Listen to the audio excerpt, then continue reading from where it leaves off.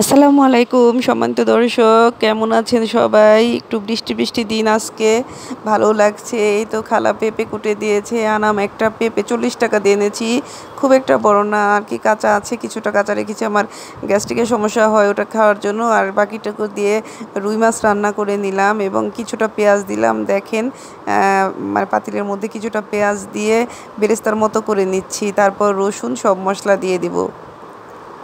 পেঁয়াজটা প্রথমে ভাজা ভাজা করলে ভালো হয়, মানে ভাজা ভাজা করলে বেরেস্তার যে সুঘ্রাণটা আসলে খুব মজা হয়, সারা বাড়ি মৌ মৌ হয়ে যায়, তরকারিটাও একটা সুঘ্রাণ হয়।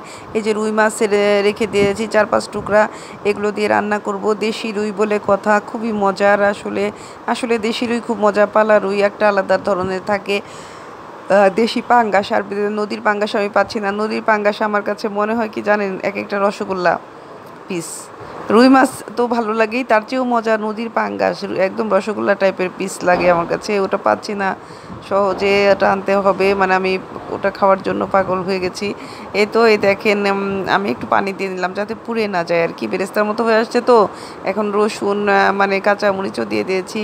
এই যে এখন হলুদ দের গুঁড়ো, ধনিয়া, মরিচ, এগুলো সব দিয়ে দেব, লবণ, জিরা সব দিয়ে দিচ্ছি। জিরার গুঁড়ো যে পাশে দিলাম, আর ধনিয়া গুঁড়ো আরেকটু দিয়ে দিলাম। একটু নাড়াচাড়া করে একটু কষিয়ে, যত কষানো হয় তরকারিটা তত মজা হয়। পেঁপে দিয়ে রুই মাছ এত মজা হয়েছিল। আর পেঁপে হচ্ছে ঠান্ডা, পেটের জন্য অনেক উপকারী। আপনি যদি কাঁচা পেঁপেও খান, শুধু বাটিতে নিয়ে ধুয়ে যেভাবে পিস পিস করে টুকরা টুকরা করে কাটা হয় চামড়া সিলে ধুয়ে, ওটাই গ্যাস্ট্রিকের সমস্যা অনেক সমাধান হয়। আর এই যে মাছটা একটু কষিয়ে নিব, মাছটা কিন্তু আমি খুব ভালো করে ধুয়ে ভিনেগারের পানিতে ডুবিয়ে রেখেছিলাম।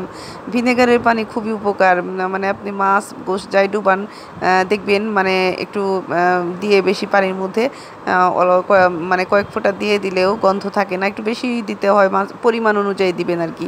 কম মাছে কম, কম মাংসে কম দিবেন, বা আর এমনি একটু বেশি দিবেন। এই দেখেন আমি একটা একটা করে তুলে নিচ্ছি, কি যে মজা। মশলাগুলো একদম অনেক দামি মনে হয়, কষানো মশলা। আমার কাছে কষানো মশলা অনেক দামি মনে হয়। দেখেন না, কষানো মশলা ছাড়া কি হয় নাকি। এই যে পেঁপেটা এখন কষিয়ে নিচ্ছি, পেঁপেটা নরম করে নিব আর কি। পেঁপে তো শক্ত, মানে ওকে আমি কাটতে বলছিলাম আর একটু পাতলা করো, বেশি একটু আর একটু মোটা করেছে, মানে কাটা আবার বলে দিতে হয় জানে, কিন্তু মানে তারপরেও করবে কি, ইচ্ছা করে করে বড় বড় রেখে দেবে, মানে তাড়াহুড়ার জন্য।